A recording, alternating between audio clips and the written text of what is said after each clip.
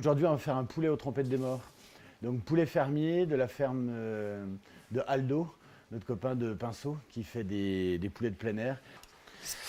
On va commencer à préparer les légumes. On va faire sauter les légumes à la poêle. De l'ail frais, des oignons.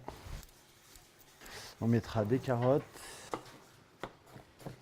Et j'ai rajouté un poireau et un céleri rave. On va rajouter un quart du céleri rave. Là, je fais revenir tous les légumes ensemble avant de faire revenir le poulet. On va mettre 2 branches de sarriette, 2 branches de thym que m'a ramené Lionel, le voisin. Alors là, je vais découper les poulets d'Aldo. De les découper avant la cuisson, ça permet de cuire chaque partie à la vitesse où ça doit cuire, où c'est bien que ça cuise.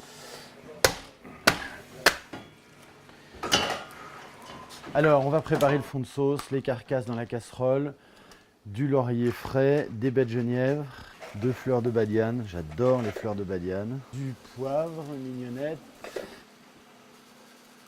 Ok, donc là, on laisse transpirer un tout petit peu et pendant ce temps, je fais revenir les morceaux de poulet. C'est juste pour colorer les morceaux de partout. Là, j'ai mélangé les poulets avec la garniture de légumes. On va le mettre au four à 150 et ça va cuire 1h15, 1h30, 2 heures. Ça dépend si le poulet était gentil.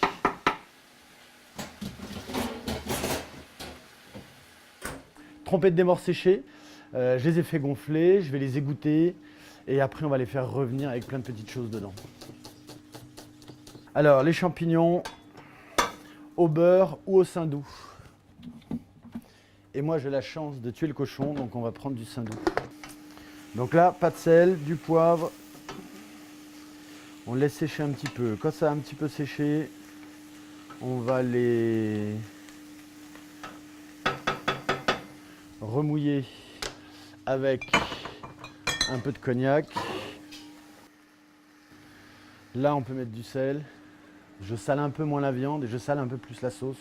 Je trouve que c'est comme ça que chacun va garder va marier son goût. Donc voilà, là on les oublie, on a notre sauce qui réduit, les champignons ils sont cuits, on les met de côté, ils vont se reposer tranquillement. Alors la sauce aux trompettes est prête, le poulet il a mijoté, on a sorti nos blancs, on a tout mis au moment où il fallait que ça cuise. Avec, j'ai fait des petites pommes de terre, juste bien rôties comme ça. Et on va dresser les assiettes. Mais sur le poulet. Voilà, super.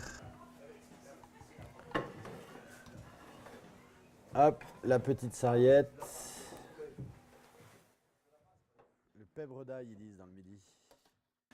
Alors ce plat, moi je l'accompagne d'un coteau des pierres verts, rouge, Château Rousset, c'est mon coup de cœur.